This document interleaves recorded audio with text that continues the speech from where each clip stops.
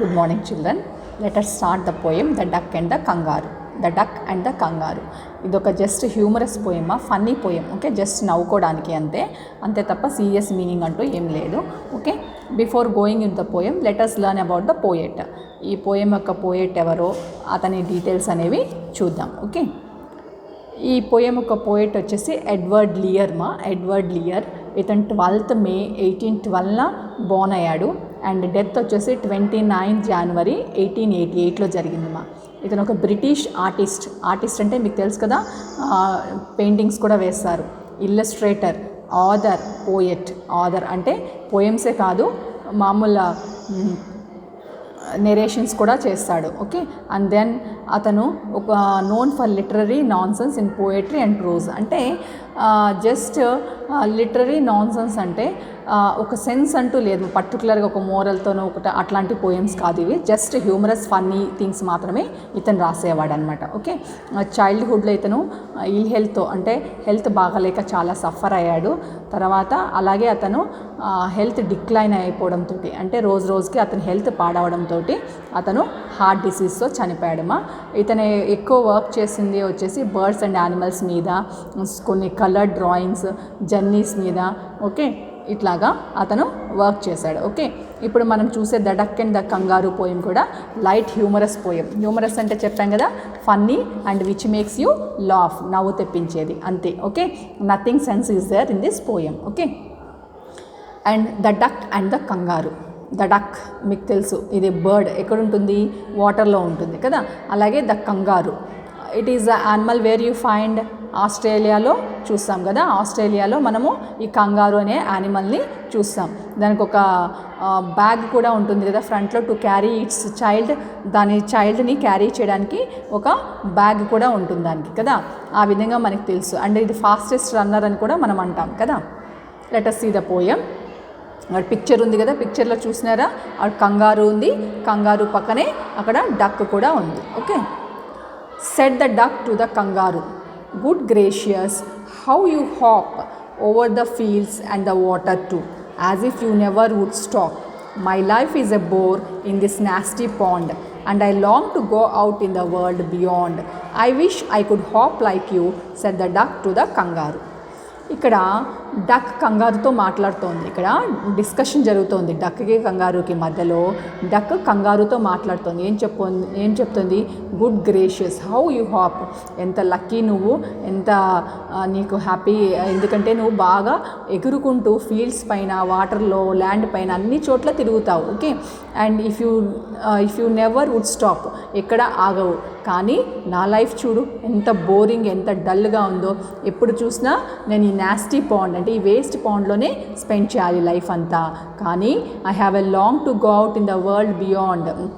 Long అంటే Dzire లేదా wish, నాకు ఒక కోరిక ఉంది, ఈ వాటర్ పాండ్ కాకుండా దీని బియాండ్ వరల్డ్లోకి వెళ్ళి నీ వరల్డ్ చూడాలి అని కోరిక ఉంది. కానీ నీలాగా నేను హాప్ చేయగలిగితే I could, but I wish I could hop like you. I wish I could hop like you అంటే నేను హాప్ చేయలేను, హాప్ చేయగలిగితే బాగుండేది. అటువంటివి చెప్పినప్పుడు ఈ ఐ విష్ అనేది యూజ్ చేస్తామా. ఓకే, ఈ విధంగా డక్ కంగారుతో చెప్పిందనమాట. అంటే ఏంటి, ఇప్పుడు డక్కి ఆ పాండ్లో ఉండి బోర్ కొడుతోంది. దానికి ఆ పాండ్ వదిలిపెట్టి, ఆ వాటర్ పాండ్ వదిలిపెట్టి ప్రపంచంలోని మిగతా ప్లేసెస్ కూడా చూడాలని కోరిక ఉందన్నమాట. Okay, please give me a ride on your back, said the duck to the kangaroo. I would sit quite still and say nothing but quack the whole of the long day through, and we would go to the Dee and the Jelly Bowlee over the land and over the sea. Please take me a ride, oh do, said the duck to the kangaroo. Okay, ఇక్కడ ఏమైంది, మళ్ళీ duck చెప్తోంది ఎవరికి, కంగారుకి. ఏమని, please give me a ride on your back, నన్ను ఒక short journey ఎక్కడికైనా రైడ్కి తీసుకొని వెళ్ళు నీ బ్యాక్ పైన. ఎవరు అడుగుతున్నారు, డక్ కంగారుని అడుగుతోందనమాట. I would sit quite still, నేను నిన్ను ఏమి ఇబ్బంది పెట్టను, కదలకుండా కూర్చుంటాను నీ పైన, నీ బ్యాక్ పైన. జస్ట్ అప్పుడప్పుడు క్వాక్ అంటాను అంతేని. మీకు తెలుసుగా డక్స్ సౌండ్ విన్నారా, క్వాక్ క్వాక్ అని అరుస్తాయి కదా అవి.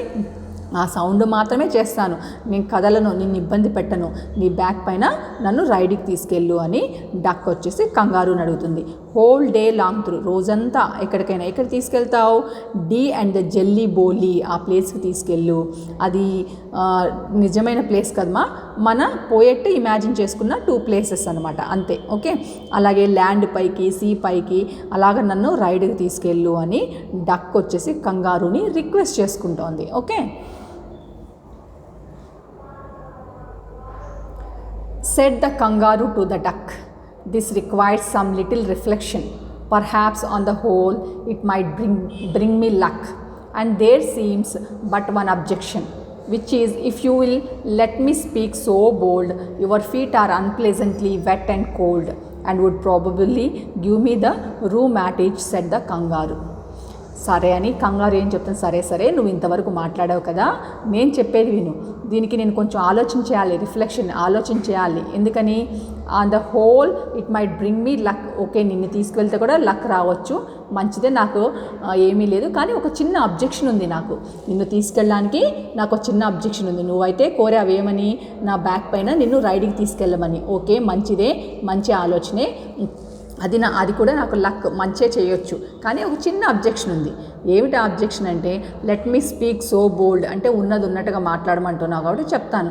నీ ఫీట్ అన్ప్లెజెంట్, నువ్వు ఎప్పుడు వాటర్లో ఉంటావు కదా, వాటర్లో ఉండడం చేత నీ కాళ్ళు వెట్ అండ్ కోల్డ్, తడిగా ఉంటాయి, తడిగా చల్లగా ఉంటాయి. అటువంటి నిన్ను నేను నా బ్యాక్ పైన ఎక్కించుకున్నాను అనుకో, నాకు ప్రాబబుల్లీ అంటే సర్టైన్లీ రావచ్చు. Okay, perhaps. ఓకే, రూమాటిస్ అనే డిసీజ్ రావచ్చు. రూమాటిస్ అంటే ఆ డిసీజ్ వస్తే మనకి మజిల్స్, జాయింట్స్ పెయిన్ వస్తుందమ్మా. అటువంటి డిసీజ్ నీ వల్ల నాకు రావచ్చు నిన్ను బ్యాక్ ఎక్కించుకుంటే, మరి నా పరిస్థితి ఏమిటి అని ఒక చిన్న డౌట్ ఎక్స్ప్రెస్ చేసిందంట. ఎవరు? కంగారు డక్కి. ఓకే,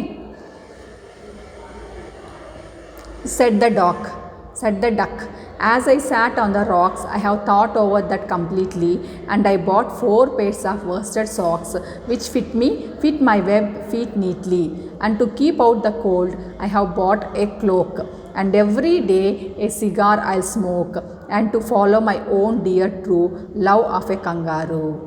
అప్పుడు డక్ ఏం చేసింది, ఓకే నీ డౌట్ చెప్పావు, నేను చాలాసేపు ఆ రాక్స్ పైన కూర్చొని ఆలోచించేశాను. కంప్లీట్గా ఆలోచన చేసిన తర్వాత నేను ఒక డెసిషన్ తీసుకున్నాను. ఏమిటి? నేను 4 pairs ఆఫ్ సాక్స్ కొనుక్కున్నాను. సాక్స్ ఎందుకని? నువ్వేమన్నావు, నీ వీపు పైన ఎక్కించుకుంటే నా కాళ్ళు తడిగా ఉంటాయి, కోల్డ్గా ఉంటాయి అంటుతా ఉంటున్నావు కదా, నేను సాక్స్ కొనుక్కున్నాను. సో ఆ సాక్స్ వేసుకుంటాను. ఆ సాక్స్ నా వెబ్కి బాగా నీట్గా ఫిట్ అవుతాయి.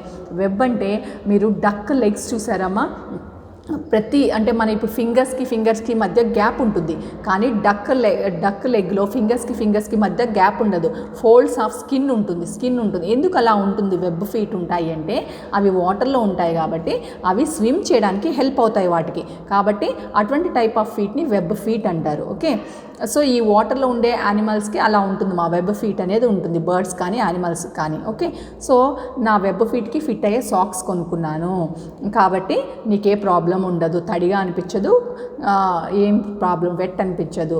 అలాగే ఒక క్లోక్ అంటే ఇక్కడ ప్యాకెట్ ఆఫ్ సిగార్స్మా అవి కూడా కొనుక్కున్నాను. స్మోక్ చేస్తూ ఉంటాను నేను, ప్రతిరోజు ఒక సిగార్ స్మోక్ చేస్తూ ఉంటాను. స్మోక్ చేయడం వల్ల ఏమవుతుంది?